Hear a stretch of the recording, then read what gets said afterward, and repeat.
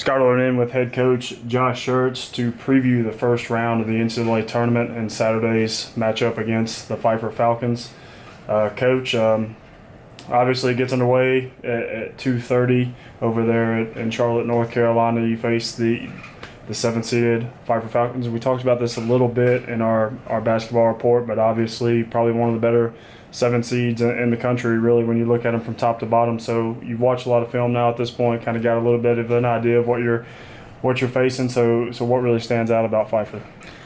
Well, I think a lot of things stand out, but mainly impressed with how hard they play. Really play at maximum effort every possession for 40 minutes. When you talk to people, I think one thing that's brought up is, they're small, and they are. They start three guys who are 5'9", another guy who's like 6'3", and then they start jumper inside. And I think there's a false perception, I guess, that size is the thing in basketball, and really size doesn't scare you. It's size combined with skill and speed, but basketball is a game of skill and a game of speed, and Pfeiffer has a tremendous amount of both of those things. They're unbelievably quick. They have highly skilled guys that can handle and pass and shoot. They spread you. They play fast. They've got playmaking all over the floor, and then they got guys that absolutely can finish the play, whether it's on the attack and driving to the ball to the basket, or from the three-point line. Because they shoot it so well, you're really stretched thin, and then they also do a great job in transition. Their transition defense is. Transition offense is outstanding. They put tremendous strain on your transition defense to get back, get matched, and play 5-on-5. So they present a lot of challenges. Like you said, as a 7 seed, I think they were in the top 25 going into this week. I think they were 22 or 21 going into this week. I mean, they're a really good basketball team, very well coached, play exceptionally hard, tremendous experience. I think 6 or 7 seniors. Those 4 guys, in the backcourt. Clark's outstanding. He's a guy that.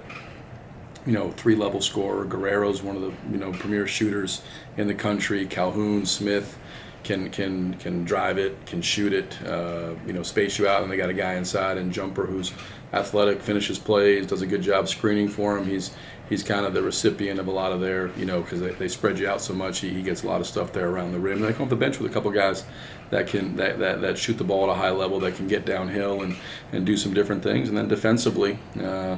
They put pressure on you, for the entire 40 minutes. So there's a lot to prepare for, and certainly a tremendous challenge on Saturday. And I guess the best place to start is, and you mentioned this, is they shoot a lot of three-pointers. They kind of make up for their lack of size with that shooting.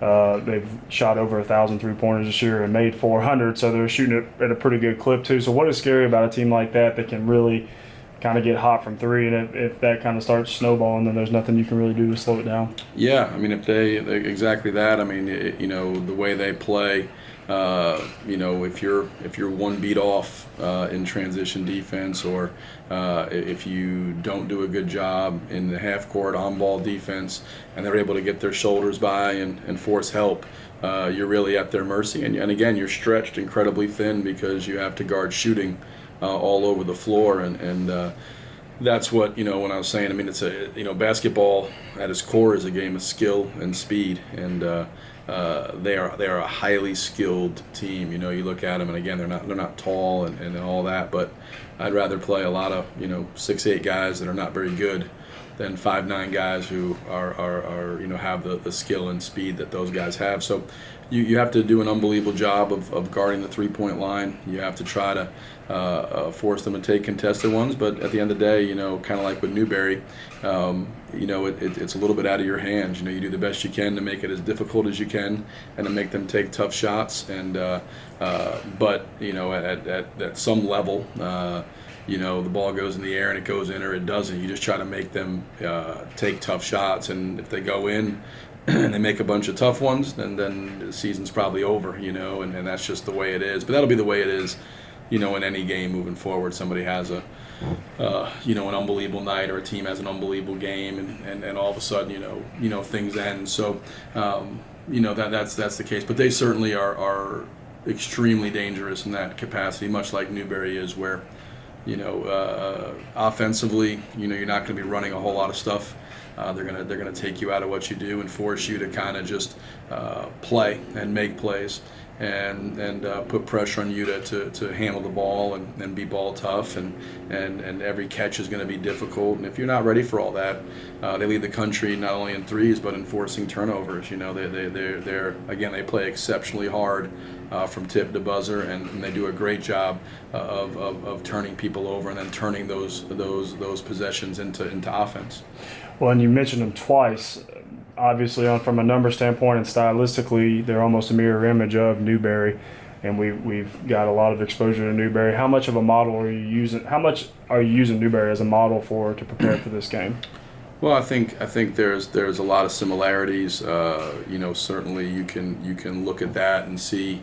I think it's good that we've had experience playing a team like Newberry, because Pfeiffer's style is so unique, and obviously Newberry's style is so unique that a lot of teams would go into a game like this and they've never played a team that hey, from tip to buzzer is racehorse, scoring 100 plus, shooting 45 to 53s a game, et cetera, et cetera. So it's unique, but I think we can certainly use that experience. But Pfeiffer has its own uniqueness about it, and do some things that are a little bit different than what Dave and Newberry do. But conceptually, in terms of how they try to win games, it's the same. Whether it's we always say threes, frees, and tees, which is 3 points, free throws, and they want to turn you over. They want to dominate the 3-point line. They want to get to the free throw line, and they want to turn you over. And if they're successful in those areas,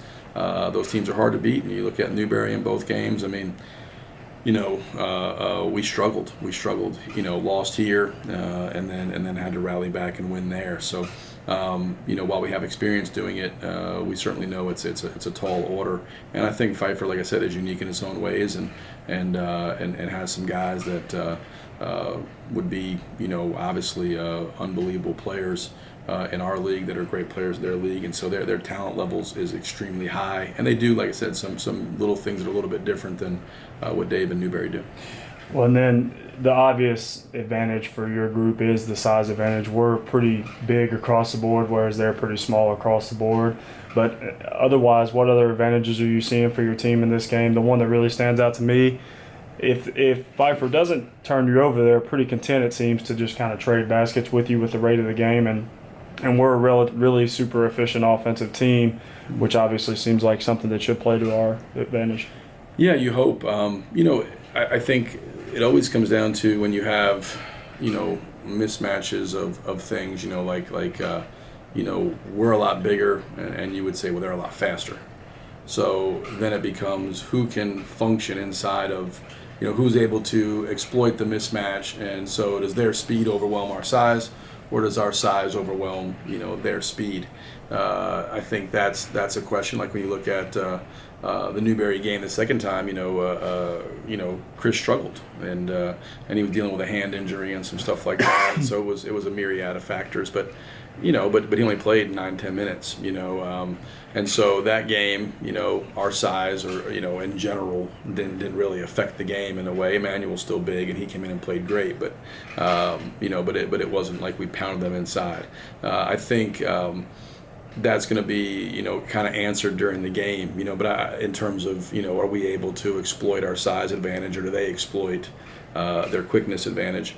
And then I think in terms of what you said, like if you're able to take care of the ball, then I think you have an opportunity to score, because that becomes, they're using their speed and their quickness and their effort and their toughness to try to turn you over, because defensively it was really where a lot of those things, the size becomes a factor. So they would not be nearly as good. I think Coach Curry does a great job on offense and defense playing a way that gives them the best chance to be successful based on the personnel they have. So certainly if they sat and just tried to guard us man to man, that's not going to be great for them. So if we can take care of the ball, if we can handle it, then I think we'll get good opportunities. But then it comes down to too, you got to be smart in how you play advantage basketball. You're going to get some 3-on-2s, some 2-on-1s if they're pressing. You have to take advantage of those, and you have to convert those opportunities. And you got to be willing, just like with Newberry, when it's not there, to not be frantic offensively because you're getting pressed, and have enough poise to say, okay, we don't have something good right now. Let's work and let's try to get something better here later on the clock. And so those are things that we're going to have to do. But coming off the Queens game, those are things we struggled with. And Queens played us primarily, half court man, and we turned it over 12 times in the second half. Mainly, playing in crowds and forcing passes, and then offensively in the first half against Queens, again, really half-court man, we were pretty frantic offensively. Our shot selection was poor, and we made a couple of tough ones early in the clock that were not good shots. We missed a bunch of bad shots, and so these are things that we're going to have to improve upon. Or the last time, the Saturday will be the last game we play. If we don't improve on those areas going into Saturday. Well, from a personnel standpoint, you kind of mentioned most of the guys, 4 guys averaging over 16 points a game from them, so a lot of weapons coming at you. They're all smaller guys besides Guerrero, who sits at 6'3". But A.J. Clark's kind of the standout Conference Carolinas Player of the Year, averaging right at 22 points a game. Yep. So what is the challenge of kind of guarding a guy like him while he's surrounded by 3 other pretty good players too? Yeah, well, it's tremendous because he's such a great, he's a guy that, again, I think the best players, like I'm beating a dead horse, but the best players, have a high level of skill, and then they're quick, and you can be good, if you're highly skilled, not quick, depending on who you're surrounded by. But he's one guy that, he's a tremendous 3-point shooter. He's a great ball handler. He gets downhill. He gets his shoulders by constantly. He's in the lane. He's finding people. He can score at all 3 levels. He scores at the rim. He's got a nice mid-range game. He certainly is a terrific 3-point shooter.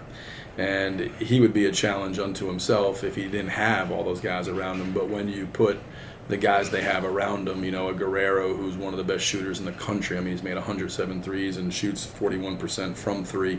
And you got guys like Calhoun and Smith, who are in their own rights guys who can obviously shoot the basketball and get downhill. Defensively, you're really spread to the max. The court is as open as it could possibly be.